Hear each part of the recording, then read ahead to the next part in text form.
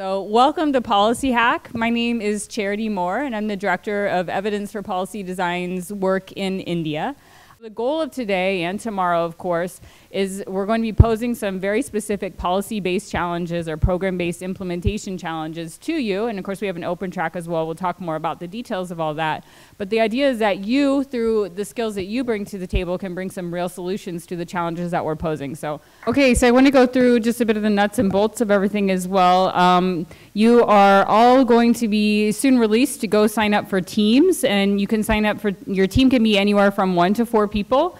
I think you're aware that we do have 5 different policy tracks, so if you looked online, so you'll be able to sign up for one of the 5 tracks. What we're going to do with the judging is we're going to have 4 kind of first place prizes that are of 10,000 rupees per team for each track winner.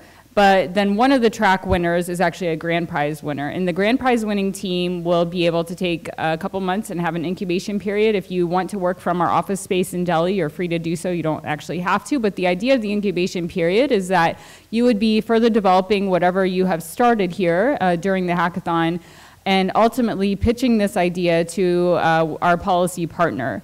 Related to the challenge that they're posing. And if you do the further development of the idea, you can actually, we'll fly you to Cambridge, to Harvard, where you can have a week, spend a week with different developers and also speak with kind of some policy experts in your field and about what you've been working on. You can get their feedback as well to help kind of continue to refine your ideas. We'll be doing a bit of mentoring and coaching here from Delhi as well, especially because we have some ongoing relationships with some of the different policy partners. So you can kind of have this frequent input from the government side of things to make sure that what you're developing is actually extremely useful for them. So I think it's a great opportunity. I want to talk a little bit about the judging criteria. I'm not sure that that was actually outlined, and I'm sure that that's important to a lot of people. So I just want to go through the list of it, and we can also give you documents that explain a little bit more about it. But basically, there are 3 broad categories for judging the developments that you create over the next 2 days or 30 hours. So one is the concept. Within the concept itself, we're going to be judging you, I think it's on a scale of 1 to 10, that's great, on 5 different categories. The first one is that you address the problem that's actually posed in the policy track for you.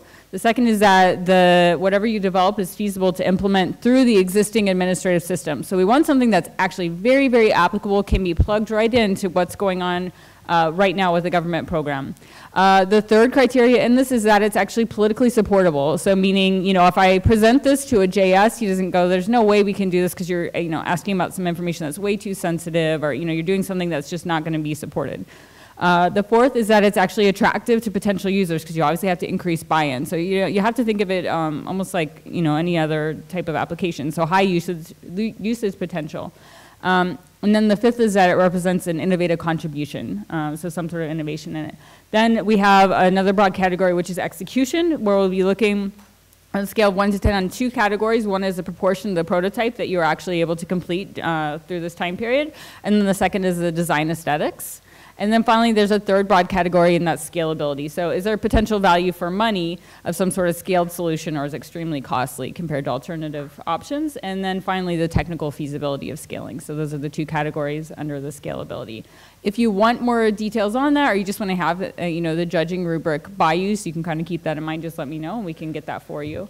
I want to go through relatively briefly the tracks that are outlined for you. After we break, what we're going to do is we're going to have 4 different places that you can go and speak specifically with a representative from one of these programs that we have here.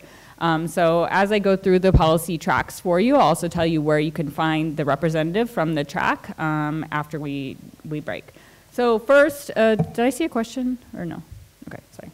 If you do have a question, let me know. Hopefully I can address it all before then. So I'm not going to just read it to you, but I'll explain to you a little bit more about the various programs. So the first one is the DDU GKY job training, skills training program. This is one of the government of India's largest job training schemes. What they try to do is go recruit rural youth who are typically often kind of out of school, 10th pass, maybe 12th pass, sometimes even less, typically working on the family farm. But looking for better opportunities in life. So they go and do some training for up to about 3 months, sometimes a little bit longer. Oftentimes they're living at an actual residential facility, and then after this, Sorry, I'll just let that go. And then after their training, they go and they are placed, ideally, in some sort of employment. Most of these people, when they are placed in employment, they're in kind of the semi-skilled, very low-wage type labor. But there are a lot of very specific challenges for someone who's coming from a rural area and kind of, for the first time, a lot of times having to migrate. There are challenges related to employers trying to figure out who should I really actually hire from this group. And the DDU GKY skills training program has a goal of placing 75% of the people that are trained in their programs in an actual job. And so what they would like is some sort of tool or platform that can facilitate that job placement for them. Now there are a lot of different ways that this could look. Some of it has to do with job matching of batches of trainees. Some of it has to do with actually verifying the identity of people within the program for employers so they feel like they can trust who it is that they're hiring. Building potentially like an online history for these people, that sort of thing. So I want you to read all the way through it, through the program tracks, and to let you know, let me see, I have my list of where people will be. Our representative from the DDU GKY program is Madhav. No, he's not down here. There he is. He's in the back of the room. And he will be in the MPR room, which is the multi-purpose room. Am I saying that right? And the multi-purpose room is on this side. So after we break, you can go over and meet Madhav and talk more about this policy track. The second track, and actually I would encourage all of you to even go around to all the different representatives to hear more about the problems they're going to sell you on, basically working on the problem that they're posing. Okay, the next is a program track with the Central Square Foundation, which is an organization that works in India with the goal of basically ensuring a high quality education for all Indians, regardless of socioeconomic status, that sort of thing. They work very closely with different government partners. And your challenge from them is to create a tool by which parents and also public officials can understand how education institutions perform in their area. So as a parent, I actually have small children myself. I want to know what are the best schools, how can I find out this type of information, how do I know if I'm putting my child in the worst school in the area, this sort of thing. They also want to make sure that they can understand not only their own information about their own localities, but understand how they're doing compared to other places. If I want to go move somewhere, what's a comparable, good place to send my kids to. Okay, so the next policy track is, and by the way, if you guys have seen the website, we have a list of different mentors, and the picture of our mentor looks very different than what he looks like now. I know, you'll know what I mean if you go look on the website and then you go talk to him. Our representative is Sandeep Narwani. He's there at the back of the room.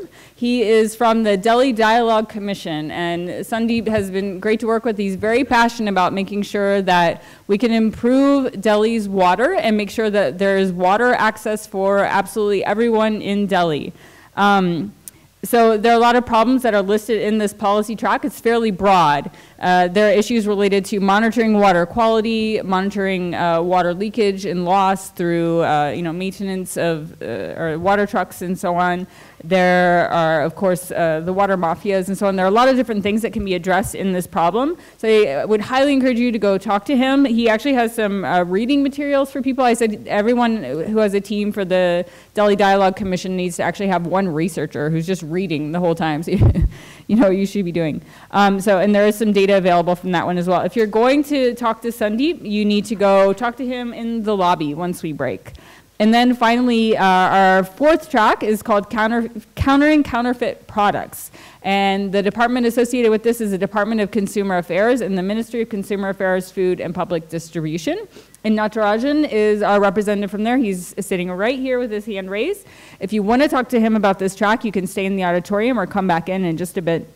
And the motivation for this problem is that the Department of Consumer Affairs is supposed to ensure there's consumer protection, that people are not exploited by the private sector or in any way related to products and so on. But as we all know, there are a lot of counterfeit products that exist in India, whether you're talking about something like food. We were talking about how in a lot of villages, there's the fake Coca-Cola. There's also problems with counterfeit pharmaceuticals, which is a huge issue. And then also agricultural inputs, which as we were speaking with the additional secretary about this, he was talking about how this has been a huge issue associated with farmer suicides because people buy seeds that are actually no good and then end up losing their entire crops because of this.